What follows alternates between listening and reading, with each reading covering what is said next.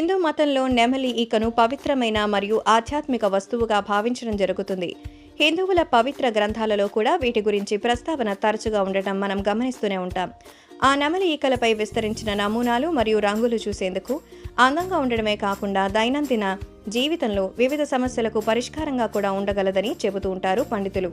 అవును, కుటుంబ సభ్యుల మధ్య సంబంధాలు అంతగా మంచిగా లేకపోయినా, మీ అభ్యాసాల మీద ఏకాగ్రత నిలపలేకపోయినా, చేపట్టిన ప్రాజెక్టులు ఆలస్యంగా జరుగుతున్న ఈ నెమలి ఈకలను నివారణగా వాడుకోవచ్చని చెప్పబడింది. మరిన్ని వివరాల కోసం ముందుగా వినండి. ప్రశాంతమైన సమర్థవంతమైన జీవన విధానాలకు ఇవి చాలా ఉపయోగపడతాయి.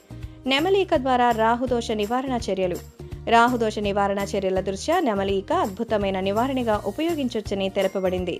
రాత్రిపూట పడుకునే సమయంలో తమ దిండు కింద నెమలి ఈకను ఉంచడం ద్వారా రాహుగ్రహత ప్రతికూల ప్రభావాలు తొలగిపోయే అవకాశాలు అధికంగా ఉంటాయని చెప్పబడింది.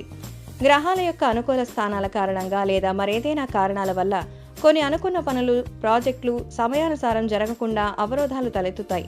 అయితే పడక గదిలో తూర్పు లేదా ఈశాన్య మూలలో నెమలి ఈకను ఉంచడం ద్వారా ఇటువంటి సమస్యను తగ్గించుకోవడానికి సహాయపడుతుందని మరియు పనులు మరియు పథకాలు సమయానికి పూర్తయ్యేలా దోహదపడుతుందని చెప్పబడింది. నెమలి ఈకను తరచుగా విద్యార్థులకు సిఫారసు చేయబడుతోంది. విద్యార్థులు నెమలి ఈకను పుస్తకంలో ఉంచుకోవడం ద్వారా వారి ఏకాగ్రతను మెరుగుపరుచుకోవడానికి మరియు విద్యా సంబంధ అంశాలలో చురుకుగా ఉండేందుకు వారికి అత్యంత లాభదాయకంగా ఉంటుందని చెప్పబడింది. కానీ కొందరు నెమలి ఈకలు పిల్లలు పెడుతుందని అంటూ ఉంటారు, కానీ అది నిజం కాదు. నెమలి ఈకను వాస్తు దోషాలను తొలగించడానికి కూడా ఉపయోగించడం జరుగుతుంది. ఇంటి ప్రధాన ద్వారం వద్ద గణేశుని విగ్రహం మరియు నెమలి ఈకను ఉంచడం ద్వారా ఇది వాస్తు దోషాలను తొలగించడానికి సహాయపడుతుందని చెప్పబడింది. అంతేకాకుండా పరిసరాలలో వ్యతిరేక శక్తులను కూడా తొలగించుతుందని చెప్పబడింది. జన్మకుండలిలో కొన్ని అనుగ్రహమైనటువంటి స్థానాలలో గ్రహాల కారణంగా ఇవి కొన్ని ప్రతికూల ఫలితాలకు కారణమయ్యే అవకాశాలున్నాయి.